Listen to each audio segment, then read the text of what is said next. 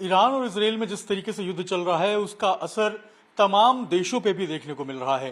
भारत के बाजार पर भी इसका काफी ज्यादा असर जो है वो अब देखने को मिल रहा है, क्योंकि जिस बासमती चावल की पूरी दुनिया दीवानी है, भारत नंबर 1 है बासमती चावल भेजने में, उस बासमती चावल को लेकर भी उसको भेजने में काफी दिक्कत आ रही है। स्टैंड स्टिल का मामला अटका हुआ है और अगर भेजा जा रहा है घुमा के दूसरे रास्ते से भी तो बहुत ज्यादा खर्च हो रहा है, बहुत ज्यादा पैसे जो है वो फिर ट्रेडर्स को देने पड़ रहे हैं। हमारे साथ बात करने के लिए शोभित जी हैं। एक्सपोर्ट इंपोर्ट का काम है, कितना ज्यादा अभी मुश्किल है ईरान इजराइल युद्ध को लेकर? अभी आप लोग जब भेजते हैं कितने दिन में पहुंचता है और क्या क्या दिक्कत आ रही है? देखिए, अगर सिचुएशन नॉर्मलाइज है तो ईरान बंदर अब्बास जो पोर्ट है उस पे हम जैसे सेलिंग करते हैं तो 2 से 3 या 4 दिन में मैक्सिमम शिप पहुंच जाता है।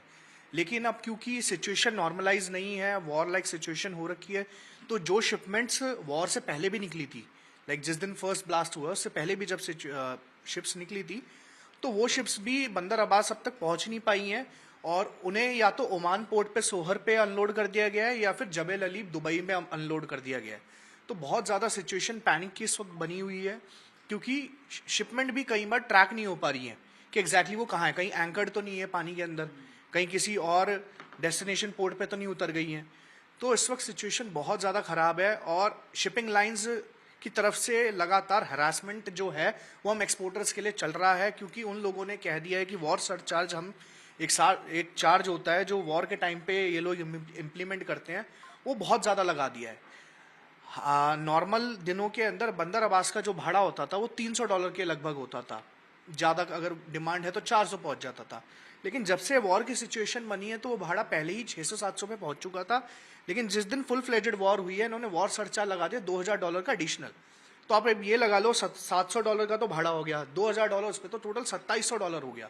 चावल राशन की आइटम है, इसमें इतना मार्जिन नहीं होता है, ये तो ब्रेक इवन पे काम होता है या 1-2% पे काम होता है। तो प्रॉब्लम ईरान में भी बहुत ज़्यादा बनी हुई है, यहाँ पे बहुत ज़्यादा बनी हुई है। हिंदुस्तान का कम से कम आप ये मान के चलिए 3000 कंटेनर्स और मुंद्रा पोर्ट पे स्टक है, जिसका यही नहीं पता चल पा रहा है वो वापसी आएगा या उसको एक्सपोर्ट होगा दोबारा, क्या होगा कुछ नहीं है, सब क्लूलेस है इस वक्त। मिडिल ईस्ट की बात करें तो किन किन देशों में जो बासमती चावल है या भारत में जो चावल आप लोग भेजते हैं वो किन किन देशों में जाता है, और अभी क्या स्थिति है, अभी किन किन देशों में आप भेज पा रहे हैं? सिचुएशन ऐसी है, पूरा जीसीसी जो है वो बिरयानी खाता है, चावल के अंदर वो नॉन बासमती को इस्तेमाल नहीं करते हैं। आप दिखा भी पाए हमें? मैं आपको दिखा देता हूँ, जैसे आप देख सकते हैं ये गोल्डन सेला बासमती है, ये मेजरली जो खाया जाता है आपका सऊदी अरब में खाया जाता है, सऊदी अरब में इसकी मंदी बिरयानी बनती है। ऐसे ईरान के अंदर वाइट वाला जाता है। तो हर कंट्री की अलग पसंद होती है, हर चॉइस होती है। तो प्रॉब्लम ये आ रही, पूरा जीसीसी लेता था, तो अब क्या है, स्ट्रेट ऑफ हॉर्मुज बंद हो चुका है अभी, और आपका रेड सी वाला जो पूरा एरिया है वो बंद हो चुका है। तो कोई भी शिपमेंट अभी नहीं जा पा रही है। और बाकी देशों की अगर बात करी जाए जहां हम भेज सकते हैं, अफ्रीका के अंदर भी जो आपका जो रेड सी से लगता हुआ अफ्रीका है वहां पे नहीं बेच पा रहे, लेकिन वेस्टर्न अफ्रीका शिपमेंट हो रही है, लेकिन भाड़े उनके भी बढ़ गए हैं। तो इफेक्ट ये पूरे ग्लोब पे आया है, ऐसा नहीं खाली हिंदुस्तान, ईरान, इजराइल या यूएस पे आया है, इसका जो इफेक्ट है पूरे विश्व पे आया है और अभी दिख नहीं रहा है। बड़ी पिक्चर में अगर देखा जाए तो तेल भी महंगा होने वाला है हमारे देश में, क्योंकि सबसे ज्यादा डॉलर जो आता था देश में वो चावल के बदले में आता था। चावल एक्सपोर्ट होता था तो उसके बदले में डॉलर आता था, और डॉलर से हम जो है वो क्रूड की, कच्चे तेल की पेमेंट करते थे और अन्य देशों को।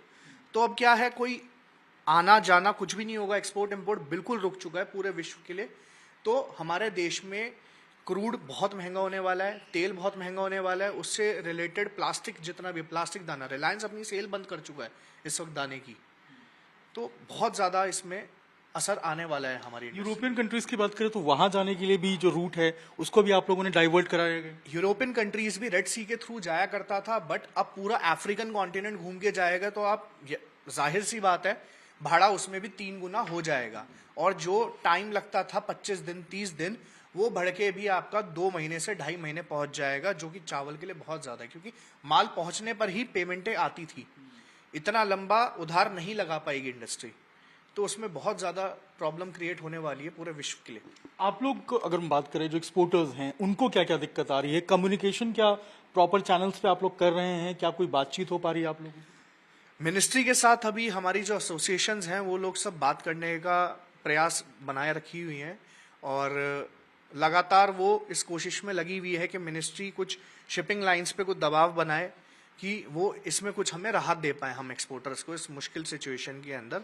लेकिन क्या है, शिपिंग कंपनी सारी इंटरनेशनल है, उन पे हिंदुस्तान का कोई भी वो नहीं चलता है। लेकिन हाँ, अपनी सरकार ये कर सकती है कि जो अडानी पोर्ट है मुंद्रा का, सबसे ज़्यादा चावल वहाँ से एक्सपोर्ट होता है बासमती की अगर हम बात करें, तो वहाँ पे जो बैक टू टाउन का जो खर्चा आता है कस्टम से, बैक टू टाउन का खर्चा, सीएफएस का खर्चा, डॉक्यूमेंटेशन का खर्चा, इन सब खर्चों में हमें रियायत दी जाए या छूट दी जाए ताकि हम अपने माल को सेफली अपने घर वापसी ला सके जब तक ये सिचुएशन नॉर्मल नहीं हो जाती। अच्छा, अगर हम ये जानना चाहें कि कहाँ कहाँ पर जो स्टैंड स्टिल वाला आप बता रहे स्थिति है, कहाँ कहाँ पर अभी जो सामान आपने भेजा है या चावल आपने भेजा है वहां पर इकट्ठा है या उसको डिपोर्ट किया गया या फिर उसको रोका गया है?